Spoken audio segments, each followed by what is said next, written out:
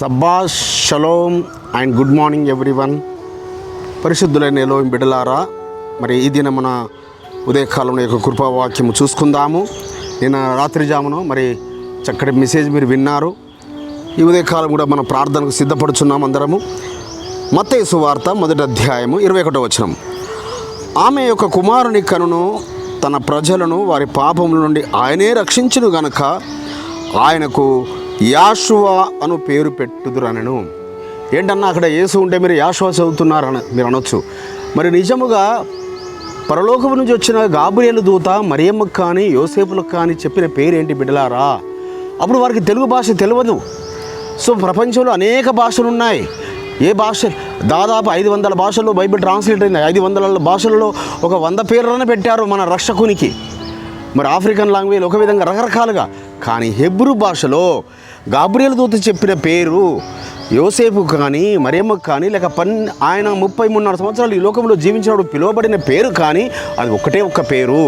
అది హీబ్రూ భాషలో యాషువా, అనగా ఆయనే తన ప్రజలను వారి పాపం నుండి రక్షించును కనుక.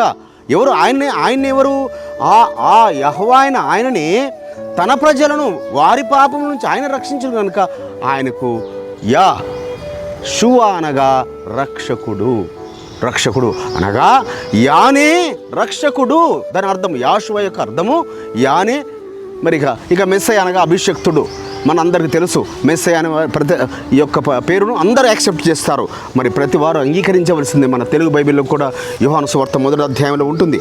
అయితే బిడ్డలారా, ఇక్కడ మరి అక్కడ కన్యక గర్భవతి కుమారుని కంటుంది.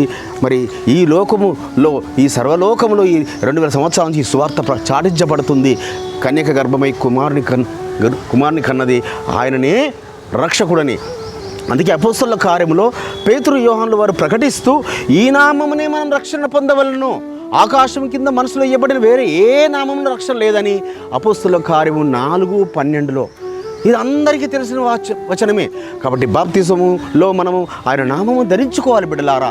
అప్పుడే మనము ఆయన యొక్క బిడ్డలుగా ఎంచబడతాము. 12 మంది అపోస్తలులు ప్రపంచంలో 12 వైపులు వెళ్ళారు. మన భారతదేశానికి తోమగారు వచ్చారు. తోమగారు తీసుకొచ్చిన పేరు యాషువా, మెస్సయ్యనే. కాబట్టి ఆ యాషువా మెస్సయ్య నామములో మనల్ని ముద్రించును కాక, ఆశీర్వదించునుగాక, దీవించునుగాక. ప్రార్థన చేసుకుందాం. పరిశుద్ధుడైన తండ్రి, అబ్రహాం, ఇస్సాకు, యాకోబుల ఎలోహిం, అవును నాయన, మీ యొక్క ఘనమైన నామము యాషువా మెస్సయ్య నామమని మాకు తెలియపరుస్తున్న విధానం బట్టి మీకు స్తోత్రములు చెల్లిస్తూ యాషువా మెస్సయ్య నామమున స్తుతించి ప్రార్థించి పెట్టుకుంటున్నాం. పరమ తండ్రి, మన పరలోకపు తండ్రియో, మన రక్షకుడును విమోచకుడును నజరేయుడైన యాషువా మెస్సయ్య వారి దివ్య సముఖం నుంచి మీకు, మీ కుటుంబాలకు, మీ వంశాలకు శాంతి, సమాధానం, కృపయు నిరంతరము నిలిచి ఉండునుగాక. ఆమేన్.